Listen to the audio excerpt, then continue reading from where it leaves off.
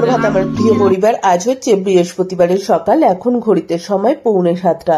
আমার ছেলে মেয়ে বোন সবাই মোটামুটি রেডি, কিন্তু কাল রাত থেকে প্রচন্ড বৃষ্টি হওয়ার দরুন দিল্লি গভর্নমেন্ট থেকে ডিক্লেয়ার হয়েছে আজকে পুরো সব স্কুল ছুটি, কিন্তু আমি মেসেজটা দেখিনি বলে আমার ঘরে সমস্ত কিছু রেডি হয়ে গেছে।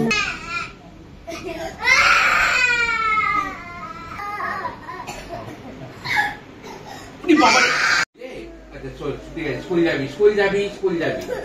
যাবি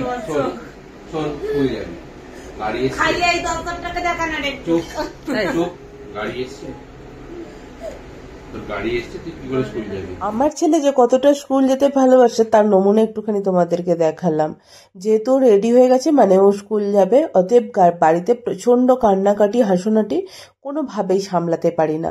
আর বোনেরও আজকে প্রথম দিন কলেজ, সেই জন্য সবাইয়ের পদধূলি নিয়ে ভগবানের চরণে প্রণাম নিবেদন করে বাবা মা সবাইকে প্রণাম করে এবার বাড়ি থেকে বেরোবে দুর্গা দুর্গা বলে। তবে একটুখানি টেনশনে রয়েছে, যেহেতু ওর কলেজ থেকে কোনো রকম ফোন বা কল মেসেজ কিছুই আসেনি, আর সেদিকে সব কিছু বলছে বন্ধ। কি হবে সেটা জানি না, কিন্তু দেবনাথ আজকে বোনকে নিয়ে যাচ্ছে, যেহেতু প্রথম দিন সেই জন্য আর একা ছাড়তে ভরসা পেলাম না।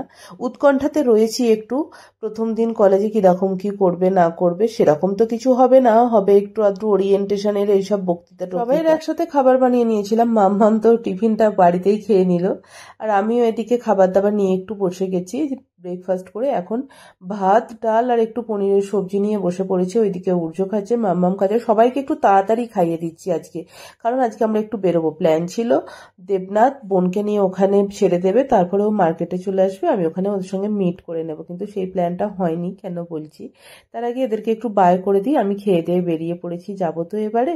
মেয়েটার মনটাও খারাপ, ছেলেরও মন খারাপ, বাপির মায়ের কাছে রেখে যাচ্ছি।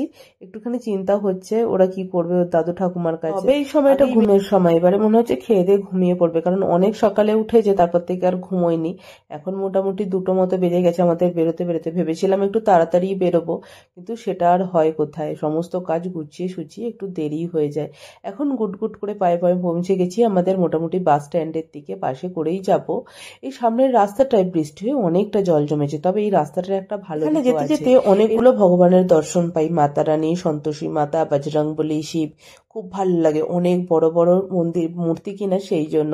আর সামনে একটা বড় মন্দিরও রয়েছে, সব সময় পুজো হতে থাকে, আরতি হতে থাকে, খুব ভালো লাগে। ওই যে দেখো বাস স্ট্যান্ডে চলে এসেছি, ওই যে উল্টোর দিকটায় আমরা যাব। তো বাসে চড়ে পড়েছি এবারে, একদম নন এসি বাস। গরমটাও বেশ লাগছে, বৃষ্টি খুবই হয়েছে, কিন্তু তার সত্ত্বেও গরম আর কমছে কোথায়। পেয়ে গেছি সিট, বসে পড়েছি, একদম ডেস্টিনেশনে গিয়ে নামবো। তার আগে বলি দাঁড়াও, দেবনাথের যাওয়ার কথা ছিল, ওখান থেকে আমার সঙ্গে আমি দেখা করে নেব, কিন্তু বোনকে কলেজে ঢুকিয়ে নিয়েছে, দেবনাথকে বের করে দিয়েছে, মানে কোনো গার্জেনকে অ্যালাউ না, সেই জন্য ও চলে এসছে আবার বাড়িতে। তারপরে দুজনে এখন একসঙ্গে এই যে বেরিয়েছি, বাস থেকে নেমে পড়েছি। দেখছো সূর্যি মামা এখনো মধ্য গগনেই হয়ে রয়েছে, এখনো ঢলে পড়েনি, বেশ রোদ রোদ মনে হচ্ছে। হাঁটা পথ, বাস থেকে নেমে হাঁটতে হাঁটতে কুটকুট করে চলে এসেছি। মার্কেটটা অনেক বড়, জায়গাটা হচ্ছে মঙ্গলপুরি, আর মার্কেটটার নাম হচ্ছে কাতরান মার্কেট। বাড়ি থেকে আসতে সময় লাগে মোটামুটি 1 ঘন্টা মতো। বাসে একবার চললে বাড়ির সামনে থেকে মার্কেটের সামনাসামনিই নামিয়ে দেয়। তবে হ্যাঁ, আমার তো কোনো রকম ভাড়া লাগে না, দেবনাথের লাগে মাত্র 15 টাকা ভাড়া। বাড়ির সামনে অনেক মার্কেট রয়েছে আমাদের, কিন্তু এই মার্কেটটাকে বেশি পছন্দ করি, কারণ এখানে প্রচুর জিনিস পাওয়া যায়, অনেক ভ্যারাইটি। এখানে একটা চীনা পট দেখছিলাম, মানে চীনা মাটির পট, অনেকদিন ধরে ভাবছিলাম কিনবো, কিন্তু আলটিমেটলি কিনে উঠতে পারছিলাম না, আজকেও হলো না, কারণ নিয়ে এখন ঘুরতে হবে, যদি ভেঙে যায় সেই ভয়েতে। কিছু বেডশিট দেখছিলাম, দরকার ছিল বেডশিটের, কিন্তু দেখলাম আগে না কয়েকটা দোকান ঘুরে দেখি তারপরে নেব। এখানে দেখছি এই কুশানের সেট, তার সঙ্গে পিলো অ্যান্ড একটা বেডশিট দেওয়া, পছন্দ হলো না, মেটেরিয়ালটা খুব একটা ভালো না বলে। আর এই মার্কেটটার বিশেষত্ব হচ্ছে এখানে খুব বড় বড় ব্র্যান্ডের জিনিস খুব কম দামে পাওয়া যায়। যারা এই মার্কেট থেকে জিনিসপত্র কেনে, আমার মনে হয় না তারা অন্য কোথাও থেকে কেনে বলে। দিল্লিতে এমনিতে প্রচুর মার্কেট রয়েছে, জামা কাপড় জিনিসপত্র সব কিছু, কিন্তু এই জামা কাপড়ের জন্য এই না মার্কেটটা আমাদের খুব পছন্দ। যেতে যেতে খুব পিপাসা লেগেছে, সেই জন্য একটা ডাবওয়ালাকে দেখতে পেয়ে আগে একটুখানি ডাবের জল খেয়ে নিই। হ্যাঁ, এই মার্কেটটাতে কিন্তু অনেক ছিট পাওয়া যায়, মানে এত সুন্দর সুন্দর মেটেরিয়াল পাওয়া যায়, র মেটেরিয়াল, ড্রেস বানানোর জন্য লেহেঙ্গা থেকে শুরু করে সমস্ত কিছু জিনিসে দেখলে চোখ ফেরানো যায় না। এখানেও দেখলাম একই ব্যাপার, আশ্বিন মাসে শিবজির পুজো চলছে, চারিদিকে কাভার, তারপরে ওই স্টেজ করেছে, ফাংশন হচ্ছে, ইত্যাদি ইত্যাদি। দেখতে দেখতে আমাদের মোটামুটি টুকটাক শপিং কমপ্লিট হয়ে গেছে। আবার দেবনাথবাবুর বাড়িতে এসে অফিসের কিছু কাজ আছে, ওর জন্য ও আরো বেশি ছটফট করছে। আর বেশি না ঘুরে সেই জন্য যা পেয়েছে টুকটাক নিয়ে চলে এসেছি। বাসটাও পেয়ে গিয়েছিলাম, বেশ আরাম করে 1 ঘন্টার জার্নিটা যাব এই ভেবেই তো বাসে উঠেছি নাচতে নাচতে। কিন্তু একটা সমস্যায় পড়তে হলো, প্রচন্ড জ্যামটা কেন বলি, কারণ চারিদিকেই কাবার লেগেছে। কাবারটা হলো এই শিবজির যারা সব ভক্তরা দূর দূরান্ত হতে জল নিয়ে বাঁকে করে যাচ্ছে, যে কোথাও পানীয়, কোথাও লঙ্গরখানা খুলে অল্প কিছু খাবার দাবারের ব্যবস্থা করেছে এইরকম। কেউ দেখছি গলায় করে মানে কাঁধে করে শিবকে নিয়ে যাচ্ছে, কেউ বা পুরো মন্দির সমেত নিয়ে যাচ্ছে টেনে টেনে।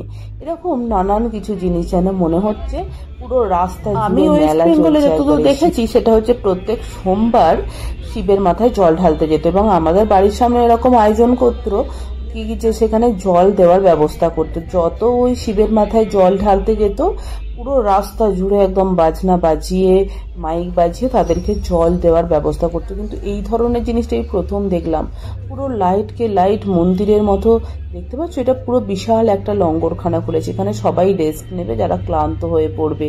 এক অন্য জিনিস, আর প্রত্যেক শ্রাবণ মাস এক অন্য উন্মাদনা কাজ করে এদের। এই শিব ভক্তিটা এক অন্য লেভেলের, কোনো কিছু তো চারিদিকে পাওয়া যায় না, নন ভেজ কোনো কিছু, পুরো চারিদিকে ভেজ ব্যাপার স্যাপার একেবারে।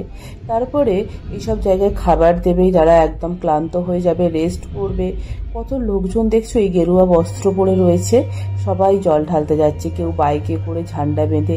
এইখানে যেমন আবার দেখে মনে হচ্ছে ছোটখাটো একটা মেলার মধ্যেই রয়েছে, পুরো সমস্ত ঠাকুর দেবতা সবকিছু নিয়ে যে শিবের মাঝখানে চক্র ঘুরছে। কত কিছু দেখবার মতো জিনিস চারিদিকে, খুব ভালো লাগছিল। আমিও উপভোগ করতে করতে আসছিলাম। আস্তে আস্তে পৌঁছে গেলাম আমাদের বাস স্ট্যান্ডে। এখান থেকে আমাকে আবার একটা বাস চেঞ্জ করতে হবে। বেশ আকাশটা অন্ধকার অন্ধকার হয়ে গেছে, সন্ধ্যে নামবো। আমাদের 1 ঘন্টার রাস্তাটা 2 ঘন্টা লাগলো পার হতে। শ্রাবণ মাসটা এরকম চলবে, সন্ধ্যের দিকে বেরোনো মানেই ডবল সময় নিয়ে হাতে বেরোতে হবে।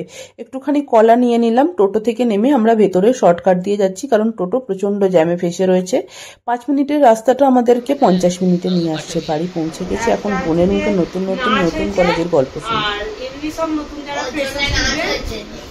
ফ্রেশার স্টুডেন্ট তাদেরকে দিয়ে মানে ওই তোর এমনি খেলা হচ্ছিল একটু। তুই করেছিস না? কেন? কটা মেয়ে গেছিল না, আমি নাচতে বাঁচতে পারিনি। তুই তো হাত পা ছড়ে দিতে পারছিস একটু। কটা মেয়ে গেছিল, তারা নাচতে তাহলে তো তারা চলে গেল, তুই যেতে পারলি না। তারপরে তারা একটুখানি নেচে দিল, একটা মেয়ে ভুল দিয়ে পালিয়ে এলো। আর তুই কিছুই করতে পারলি না, তুই খালি দেখেই গেলি।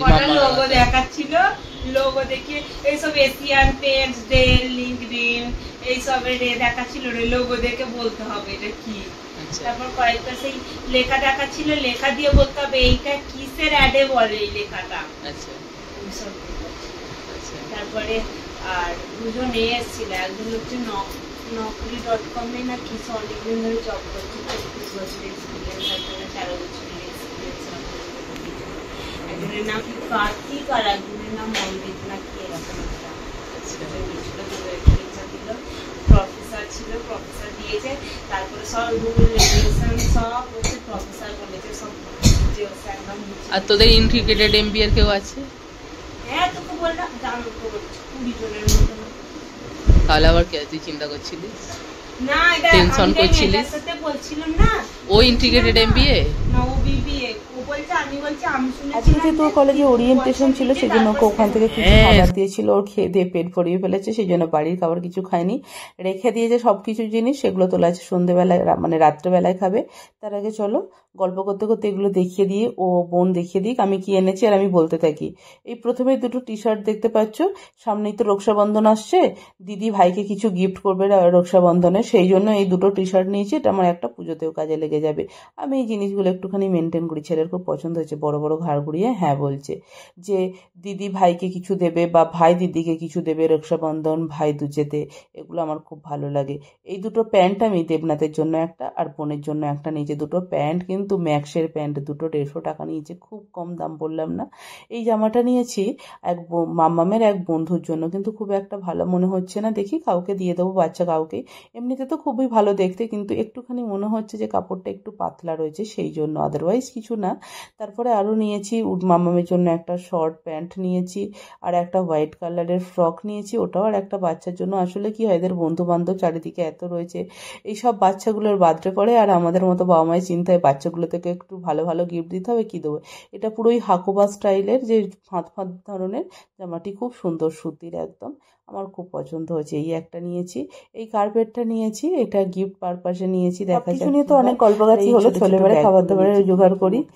সকালবেলা তো অনেক সবজি করে রেখেই গেছি, ভাত ডাল পনিরের সবজি। ভাত ডাল তো খাওয়া গেছে, পনিরের সবজিটা রয়েছে। আর আমটা দেখো, আমটা কাটতে গিয়ে দেখি ওপরের দিকটা পুরো সাদা, নিচের দিকটা হলুদ, 3 in 1 ব্যাপার হয়ে গেছে একটা। যাই হোক, মিষ্টি হবে বলে মনে হচ্ছে, আমটা খুব সুন্দর গন্ধ। আমগুলো ফটাফট ছাড়িয়ে উড়চোকে মাম্মামকে সবাইকে আগে খেতে দিয়ে দিই, অনেক রাত হয়ে গেছে, আর আমারও শরীরটা একদম টানছে না, সারাদিন রেস্ট নেই, তার উপরে শরীরটা খুব একটা ভালো ছিল না, ভেতরে সর্দি জ্বর জ্বর জ্বর। তাও চলে গেছি আর কি, দেবনাথ একটুখানি ফ্রি পেয়েছিল বলে, আর সময় হবে না সেই জন্য। এখন মনে হচ্ছে কতক্ষণে ঘুমোবো আর কতক্ষণে বিছানা নেবো, তারপরেও আমার আর একটু কাজ রয়েছে, ভিডিও এডিটিং করতে হবে। সব কিছু সেরে কখন শোবো জানি না, কিন্তু শরীরটা আমার একদম টানছে না। আম কাটা কমপ্লিট, চলো ওদেরকে এবার খেতে দিই, আর আমিও খেয়ে নিই। খেতে চলো এবারে, খাওয়া দাওয়া কমপ্লিট হয়ে যাবে, আমিও গুড নাইট করি। সবাই ভালো থেকো, আর ভিডিওটা যদি ভালো লাগে অবশ্যই একটা লাইক করে দিও, চ্যানেলটাকে সাবস্ক্রাইব করো। আজকের মতো গুড নাইট, বাই।